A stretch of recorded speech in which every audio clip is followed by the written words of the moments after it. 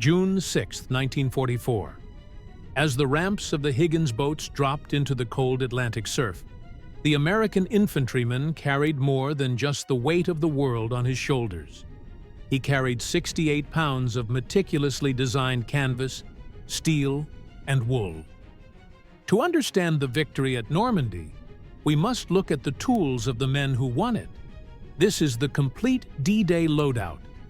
The foundation of the soldier's life was the M1937 wool uniform.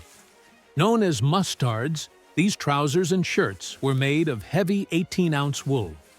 While they provided warmth against the damp French morning, they became a heavy, sodden burden once soaked by the English Channel.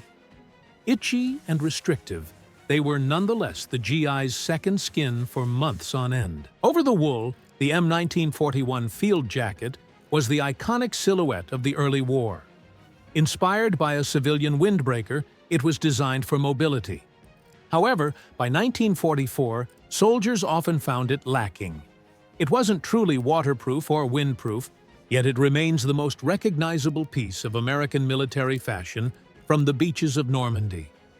Protecting the head was the M1 helmet, a two-part masterpiece consisting of a manganese steel outer shell and a plasticized liner.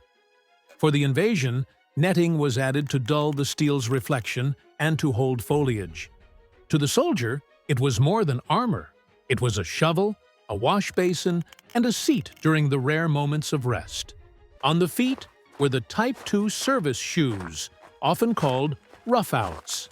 Unlike the shiny dress boots of the past, these were made with the leather grain turned inward for better durability and oil absorption. Paired with M1938 canvas leggings to keep out sand and debris, they were the literal boots on the ground that marched across Europe. General George S. Patton called it the greatest battle implement ever devised, the M1 Garand. This semi-automatic rifle gave the American infantryman a decisive advantage in firepower over the bolt-action Kar 98K of the Wehrmacht. Reliable, accurate, and chambered in the powerful .30-06 Springfield cartridge, it was the definitive weapon of the war.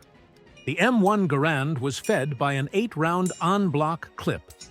Inserted through the top of the open receiver, it held the rounds together during firing. The most famous feature, however, was the audible ping sound the steel clip made when it ejected after the final shot. A sound that has become a legend in military history. To keep the Garand fed, the soldier wore the M1923 cartridge belt. This heavy canvas belt had 10 pockets, each holding two 8-round clips for a total of 160 rounds. It was the backbone of the soldier's gear, designed to balance the weight of ammunition and water on the hips for long marches. Unique to the amphibious assault on D-Day was the M1926 inflatable flotation belt.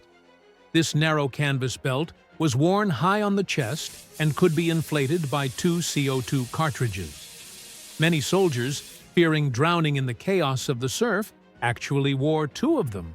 But the belt often proved to be a deadly trap when waterlogged packs flipped the men upside down. Perhaps the most iconic visual symbol of the Normandy landings was the M7 rubberized assault gas mask bag. Strapped high on the chest, this black waterproof bag protected the M5 assault gas mask from the saltwater spray. While gas was never used by the Germans, the M7 bag became a ubiquitous piece of equipment on the beaches that day. Attached to the front of the cartridge belt was the M1942 first aid pouch, a small, simple pouch containing 1 Carlisle bandage.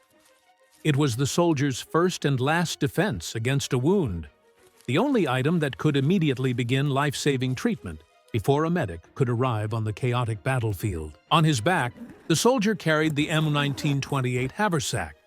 This wasn't a modern backpack, but a complex series of canvas flaps and straps. It housed his mess kit, a raincoat, and his rations. If packed incorrectly, it was a nightmare to manage. But it was the GI's entire home on the move. Inside the haversack was the M1910 meat can, or mess kit. This two-piece aluminum pan was where a soldier received his hot chow behind the lines. On D-Day, it was often empty or held dry crackers, but the metallic rattle of the mess kit was the signature sound of a marching army.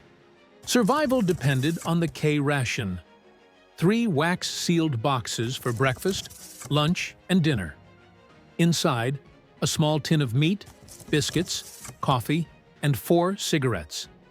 It provided the 3,000 calories needed to keep a man moving through the hedgerows of Normandy under the constant stress of combat. 68 pounds of steel and canvas. From the M1 Garand to the smallest bandage, every item was a piece of a massive industrial machine. But it was the men inside this gear who turned these tools into a victory. On June 6th, the gear was their burden, but their courage was the real weapon. For close quarters or utility, the M1 bayonet was always at hand. With its 10-inch steel blade, it wasn't just a weapon for the end of a rifle, but a tool for opening crates and cutting through the thick brush of the French countryside. Every infantryman carried the Mk2 fragmentation grenade, famously known as the pineapple. This cast-iron explosive was heavy and dangerous, designed to clear bunkers with a single pull of a pin. It was a terrifying but necessary part of the assault. The TL-122 flashlight, with its distinctive crook-neck design, allowed for hands-free use when clipped to the webbing. It often came with colored lenses, red for night vision or blue for signaling, essential for the chaotic darkness before the dawn of June 6th. Perhaps the most underrated item, the wool socks. In the wet foxholes of Normandy, clean, dry socks were the only defense against the agonizing trench foot. A GI might lose his rifle and survive, but losing his feet meant the end of his war.